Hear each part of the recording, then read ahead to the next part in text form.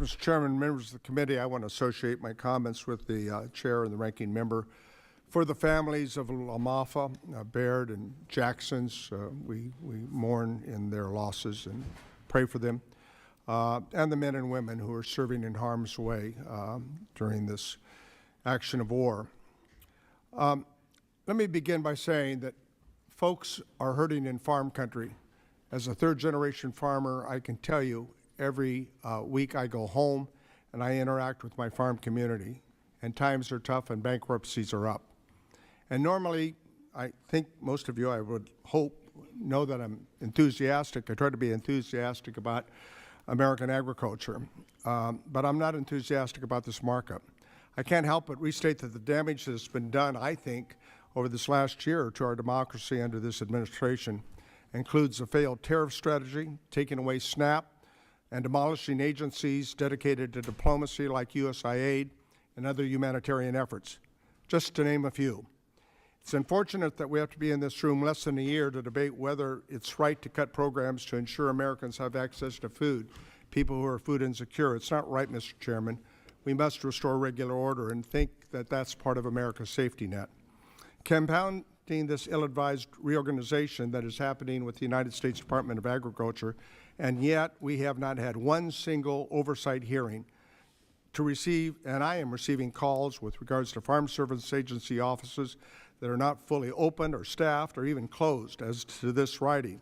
The USDA to urge them to make sure that they remain open. This is a vital link, a lifeline for our ag communities to farm programs.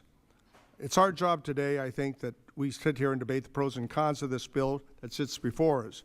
With the recent Supreme Court ruling on tariffs, Congress must not continue to abdicate its role as a co-equal branch of government. It's time that stops. Congress has the power of the purse, which is why we must restore the SNAP funding that was cut and provide resources not only to our farmers, our ranchers, dairymen and women that desperately are in need. In my district, California's 21st, it's the #1 SNAP district in California, with nearly 30% of the households participating. An interesting dichotomy, incredible agricultural production, but a lot of people who are food insecure. And therefore, it's important to note that through the entire state, there's 5.5 million people in California that rely on SNAP as a part of their safety net. Think about that. As always, I said, food is a national security issue, and we must look at each title as a foundation to Americans' production of food and fiber. It's imperative that we find a path forward to restore the food safety net programs along with the commodity programs. And it's the glue that has kept the Farm Bill together since 1973. Whether we can put that toothpaste back in the tube remains to be seen. It's also America's safety net. In the state of California, our farmers and ranchers, dairymen and women, produce half the nation's fruits and vegetables. 20% of our dairy production in the country comes from California. 80% of the citrus production. Specialty crops clearly is California leading with over 400 different commodities. We produced last year $61.5 billion at the farm gate, and over $24 billion was exported. These tariffs are hurting our farmers throughout the country.